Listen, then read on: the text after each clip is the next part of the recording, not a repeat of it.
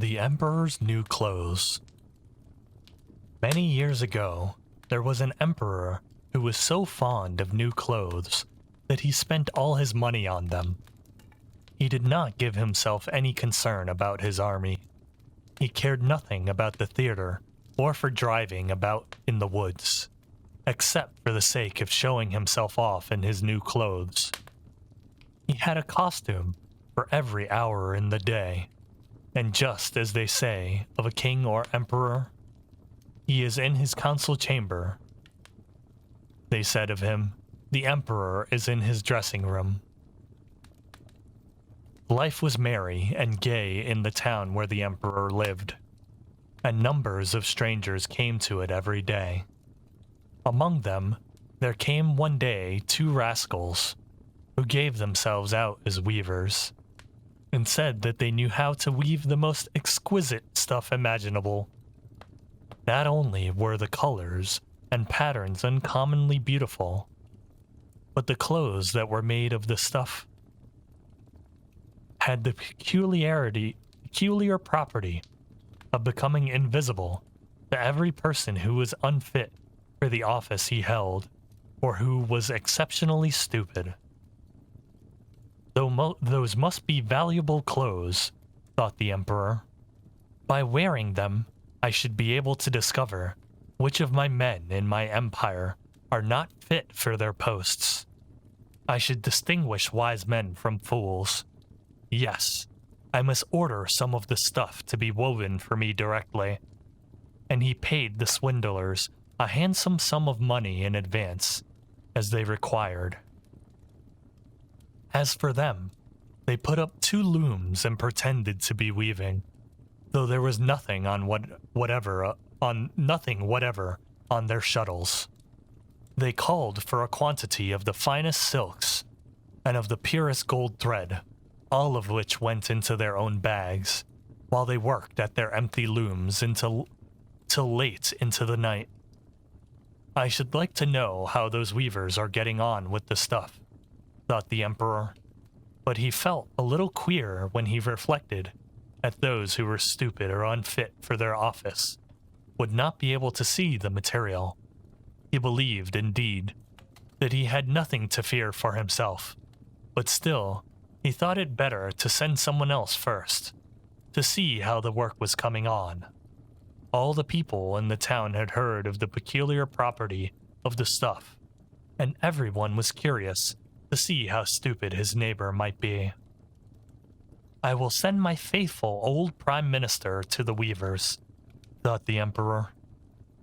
He will be best capable of judging of this stuff, for he is a man of sense, and nobody is more fit for his office than he.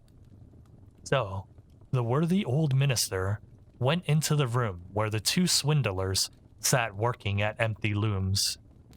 Heaven save us, thought the old man, opening his eyes wide. Why, I can't see anything at all. But he took care not to say so aloud.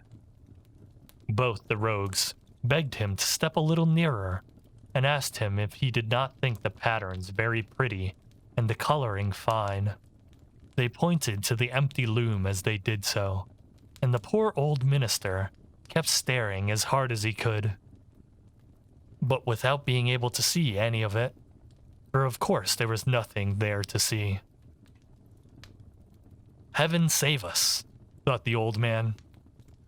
Is it possible that I am a fool? I have never thought of it. I have never thought it, and nobody must know it. Is it true that I am not fit for my office? It will never do for me to say that I cannot see the stuff. Well, sir, do you say nothing about the cloth? Asked the one who was pretending to go on with his work. Oh, it is most elegant, most beautiful, said the dazed old man as he peered again through his spectacles. What a fine pattern, and what fine colors! I will certainly tell the emperor how pleased I am with the stuff.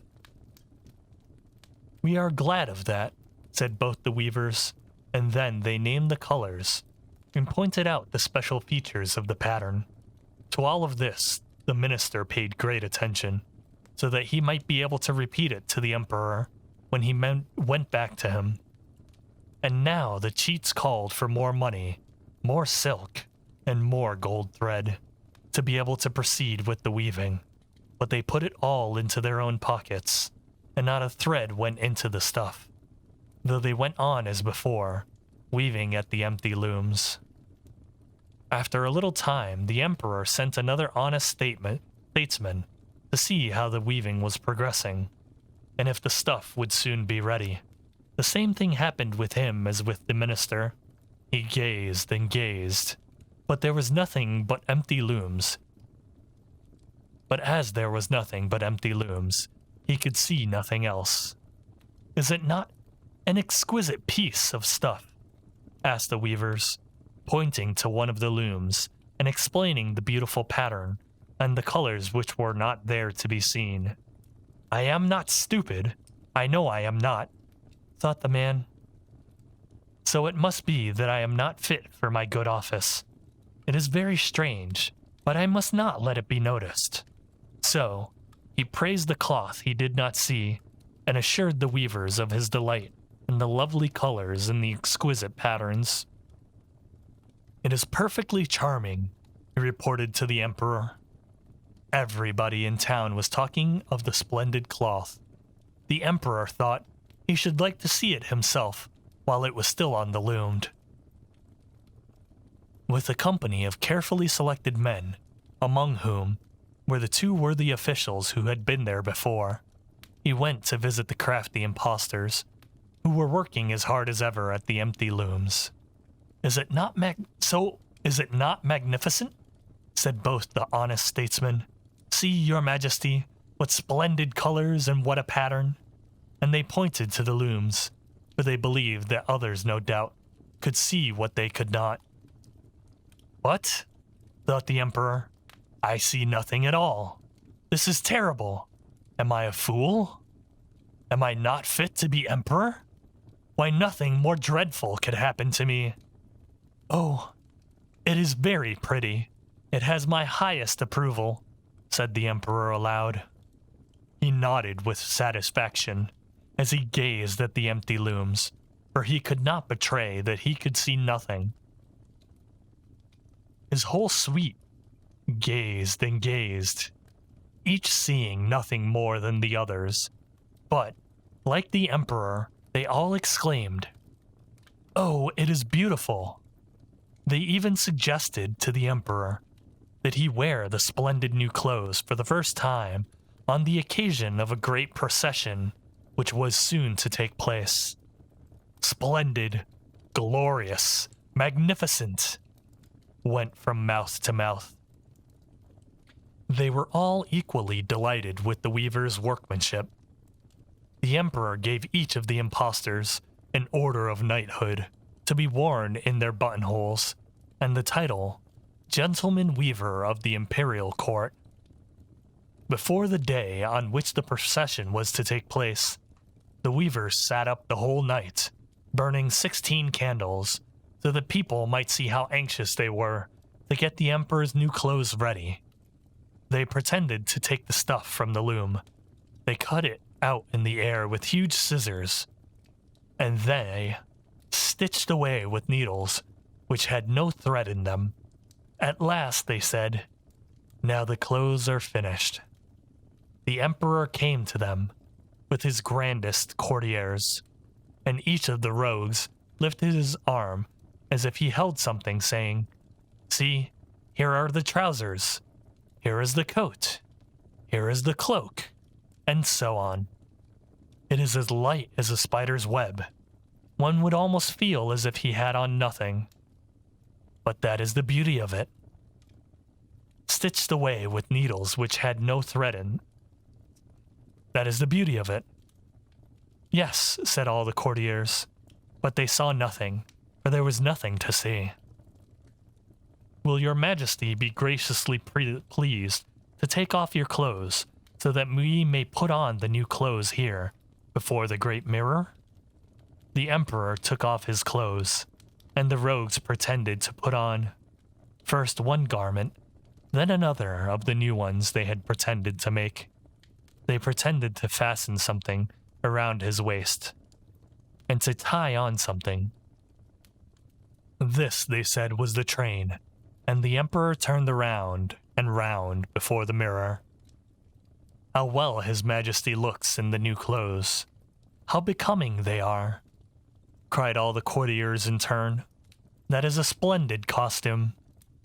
The canopy that is to be carried over your majesty, and the procession is waiting outside, said the master of ceremonies. Well, I am ready, replied the emperor. Don't the clothes look well?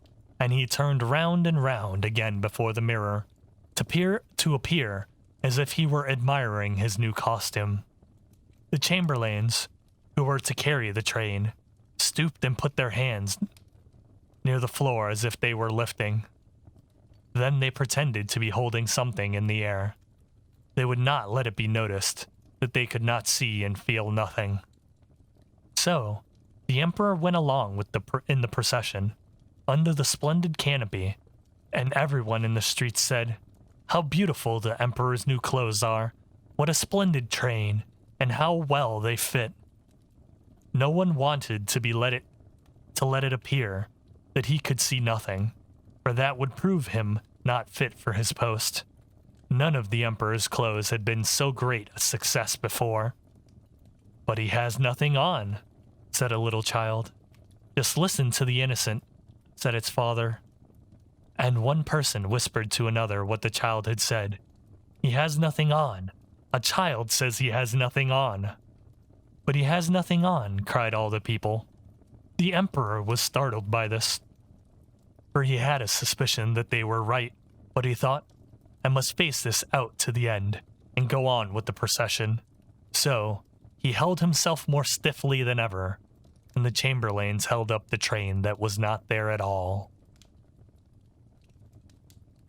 The end.